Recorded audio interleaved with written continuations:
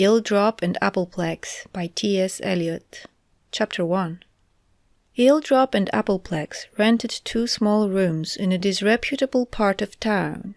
Here they sometimes came at nightfall, here they sometimes slept, and after they had slept, they cooked oatmeal and departed in the morning for destinations unknown to each other. They sometimes slept, more often they talked, or looked out of the window. They had chosen the rooms in the neighborhood with great care. There are evil neighborhoods of noise, and evil neighborhoods of silence, and Eeldrop and Appleplex preferred the latter as being the more evil. It was a shady street, its windows were heavily curtained, and over it hung the cloud of a respectability which has something to conceal. Yet it had the advantage of more riotous neighborhoods nearby, and Eeldrop and Appleplex commanded from their windows the entrance of a police station across the way. This alone possessed an irresistible appeal in their eyes. From time to time the silence of the street was broken. Whenever a malefactor was apprehended, a wave of excitement curled into the street and broke upon the doors of the police station. Then the inhabitants of the street would linger in dressing gowns upon their doorsteps. Then alien visitors would linger in the street in cabs long after the centre of misery had been engulfed in his cell. Then Eeldrop and Appleplex would break off their discourse and rush out to mingle with the mob. Each pursued his own line of inquiry. Appleplex, who had the gift of an extraordinary address with the lower classes of both sexes, questioned the onlookers and usually extracted full and inconsistent histories. Eeldrop preserved a more passive demeanour, listened to the conversation of the people among themselves, registered in his mind their oaths, their redundance of phrase, their various manners of spitting, and the cries of the victim from the hall of justice within. When the crowd dispersed, Eeldrop and Appleplex returned to their rooms.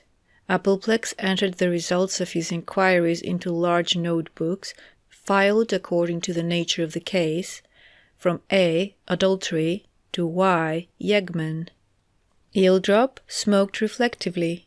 It may be added that Eeldrop was a skeptic with a taste of mysticism, and Appleplex a materialist with a leaning toward skepticism. That Eeldrop was learned in theology, and that Appleplex studied the physical and biological sciences. There was a common motive which led Eeldrop and Appleplex thus to separate themselves from time to time from the fields of their daily employments and their ordinarily social activities. Both were endeavouring to escape not the commonplace, respectable, or even the domestic, but the too well pigeon-holed, too taken for granted, too highly systematized areas, and, in the language of those who they sought to avoid, they wished to apprehend the human soul in its concrete individuality. "Why," said Eeldrop, "was that fat Spaniard who sat at the table with us this evening and listened to our conversation with occasional curiosity, why was he himself for a moment an object of interest to us? He wore his napkin tucked into his chin, he made unpleasant noises while eating, and while not eating, his way of crumbling bread between fat fingers made me extremely nervous. He wore a waistcoat, café au lait, and black boots with brown tops. He was oppressively gross and vulgar. He belonged to a type. He could easily be classified in any town of provincial Spain. Yet, under the circumstances, when we had been discussing marriage, and he suddenly leaned forward and exclaimed, 'I was married once myself,' we were able to detach him from his classification and regard him for a moment as a unique being, a soul, however insignificant, with a history of its own, once for all. It is these moments which we prize, and which alone are revealing. For any vital truth is incapable of being applied to another case, the essential is unique. Perhaps that is why it is so neglected, because it is useless. What we learned about that Spaniard is incapable of being applied to any other Spaniard, or even recalled in words. With the decline of Orthodox theology and its admirable theory of the soul, the unique importance of events has vanished. A man is only important as he is classed. Hence, there is no tragedy, or no appreciation of tragedy, which is the same thing. We had been talking of young Bestwick, who 3 months ago married his mother's housemaid and now is aware of the fact. Who appreciates the truth of the matter? Not the relatives, for they are only moved by affection, by regard for Bestwick's interests, and chiefly by their collective feeling of family disgrace. Not the generous-minded and thoughtful outsider, who regards it merely as evidence for the necessity of divorce law reform. Bestwick is classed among the unhappily married, but what Bestwick feels when he wakes up in the morning, which is the great important fact, no detached outsider conceives. The awful importance of the ruin of a life is overlooked. Men are only allowed to be happy or miserable in classes. In Gobson Street, a man murders his mistress. The important fact is that for the man the act is eternal, and that for the brief space he has to live, he is already dead. He is already in a different world from ours. He has crossed the frontier. The important fact is that something is done which cannot be undone, a possibility which none of us realize until we face it ourselves. For the man's neighbors, the important fact is what the man killed her with, and at precisely what time, and who found the body. For the enlightened public, the case is merely evidence for the drain question, or unemployment, or some other category of things to be reformed. But the medieval world, insisting on the eternity of punishment, expressed something nearer the truth. "What you say," replied Appleplex, "commands my measured adherence. I should think, in the case of the Spaniard, and in the many other interesting cases which have come under our attention at the door of the police station, what we grasp in the moment of pure observation on which we pride ourselves is not alien to the principle of classification, but deeper. We could, if we liked, make excellent comment upon the nature of provincial Spaniards, or of destitution, as misery is called by the philanthropists, or on homes for working girls. But such is not our intention. We aim at experience in the particular centres in which alone it is evil. We avoid classification. We do not deny it, but when a man is classified, something is lost. The majority of mankind live on paper currency. They use terms which are merely good for so much reality, they never see actual coinage. "I should go even further than that," said Eeldrop. "The majority not only have no language to express anything save generalized man, they are for the most part unaware of themselves as anything but generalized man. They are first of all government officials, or pillars of the church, or trade unionists, or poets, or unemployed. This cataloguing is not only satisfactory to other people for practical purposes, it is sufficient to themselves for their life of the spirit. Many are not quite real at any moment. When Wallstrip married, I am sure he said to himself, 'Now I am consummating the union of two of the best families in Philadelphia.'" "The question is," said Appleplex, "what is to be your philosophy? This must be settled at once. Mrs. Haugston recommends me to read Bergson. He writes very entertainingly on the structure of the eye of the frog." "Not at all," interrupted his friend. "Our philosophy is quite irrelevant. The essential is that our philosophy should spring from our point of view, and not return upon itself to explain our point of view. A philosophy about intuition is somewhat less likely to be intuitive than any other. We must avoid having a platform." "But at least," said Appleplex, "we are individualists. No, nor anti-intellectualists. These also are labels. The individualist is a member of a mob as fully as any other man, and the mob of individualists is the most unpleasing, because it has the least character. Nietzsche was a mob man, just as Bergson is an intellectualist. We cannot escape the label, but let it be one which carries no distinction and arouses no self-consciousness. Sufficient that we should find simple labels, and not further exploit them. I am, I confess to you, in private life, a bank clerk, and should, according to your own view, have a wife, 3 children, and a vegetable garden in a suburb, said Appleplex. Such is precisely the case, returned Eeldrop, but I had not thought it necessary to mention this biographical detail. As it is Saturday night, I shall return to my suburb. Tomorrow will be spent in that garden. I shall pay my call on Mrs. Haugston, murmured Appleplex. Chapter 2. The suburban evening was grey and yellow on Sunday. The gardens of the small houses to left and right were rank with ivy and tall grass and lilac bushes. The tropical South London verdure was dusty above and mouldy below. The tepid air swarmed with flies. Eeldrop at the window welcomed the smoky smell of lilac, the gramophones, the choir of the Baptist chapel, and the sight of 3 small girls playing cards on the steps of the police station. On such a night as this, said Eeldrop, I often think of Scheherazade, and wonder what has become of her. Appleplex rose without speaking, and turned to the files which contained the documents for his Survey of Contemporary Society. He removed the file marked London from between the files Barcelona and Boston, where it had been misplaced, and turned over the papers rapidly. The lady you mention, he rejoined at last, whom I have listed not under S, but as Edith, alias Scheherazade, has left but few evidences in my possession. Here is an old laundry account which she left for you to pay, a cheque drawn by her and marked R.D., a letter from her mother in Honolulu on ruled paper, a poem written on a restaurant bill to Attis, and a letter by herself on Lady Equistep's best notepaper, containing some damaging but entertaining information about Lady Equistep. Then there are my own few observations on 2 sheets of foolscap.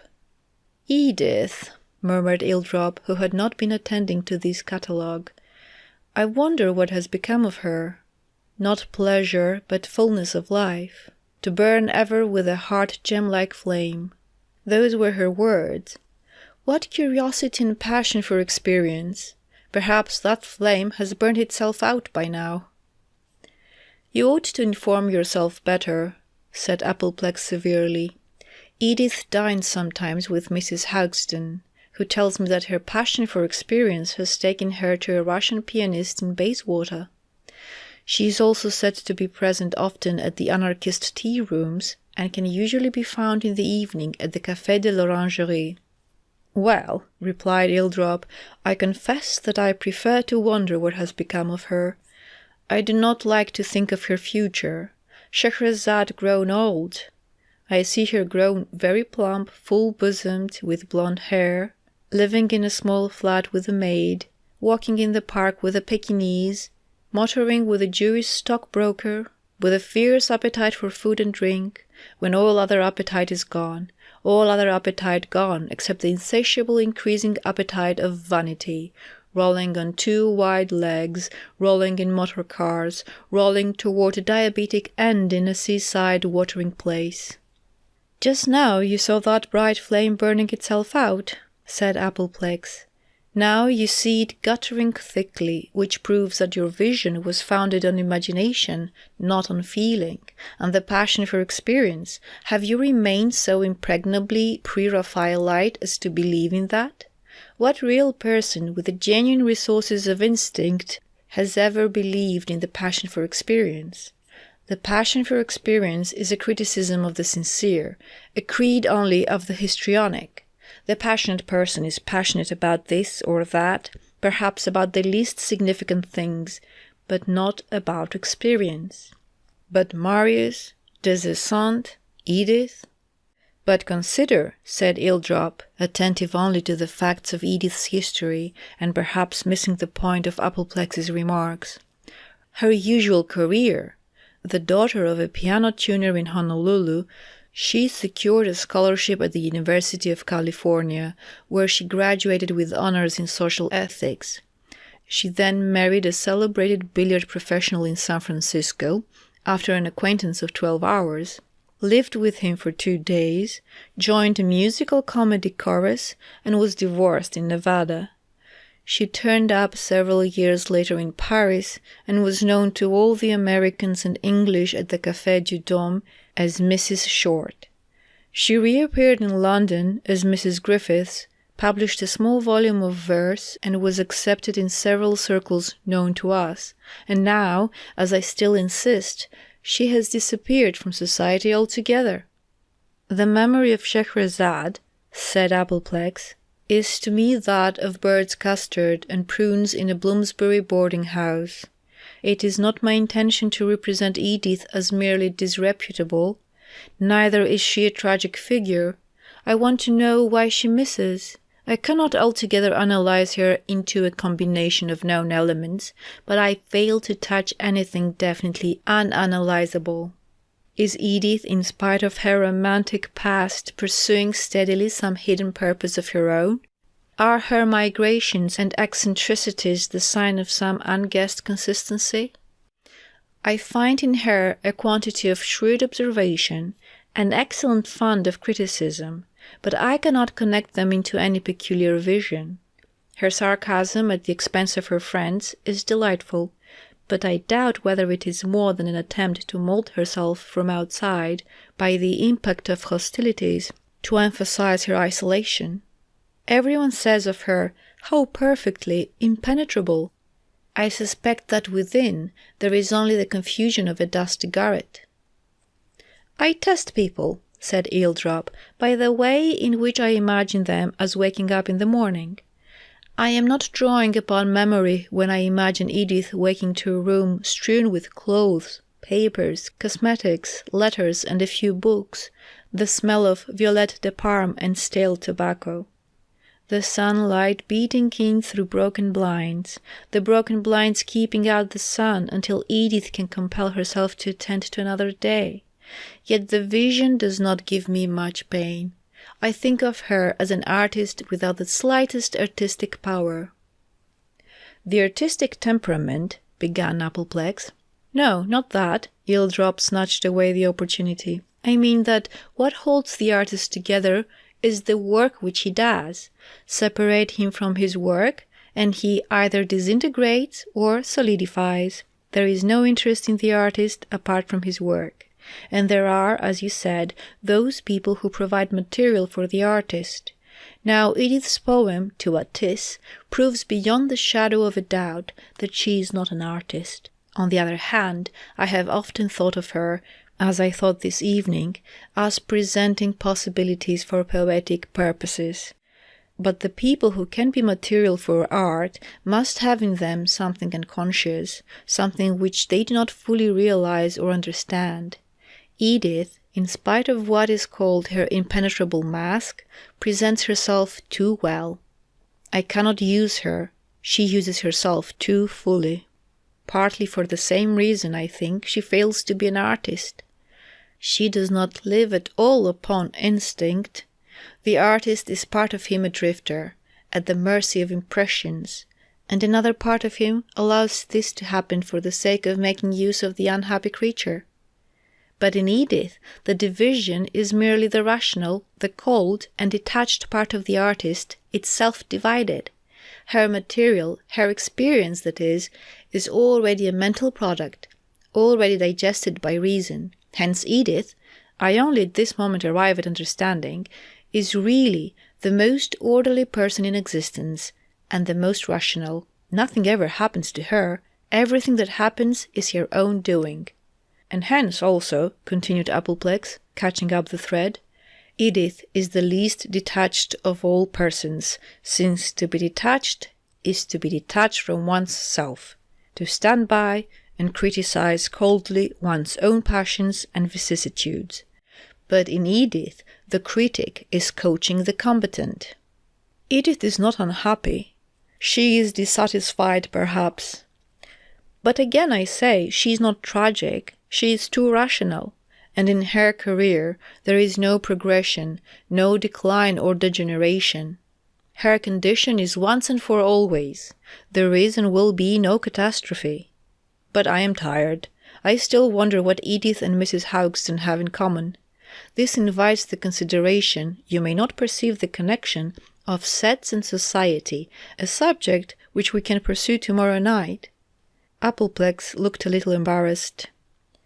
"I am dining with Mrs. Haugston," he said, "but I will reflect upon the topic before I see you again." End of Eeldrop and Appleplex by T.S. Eliot.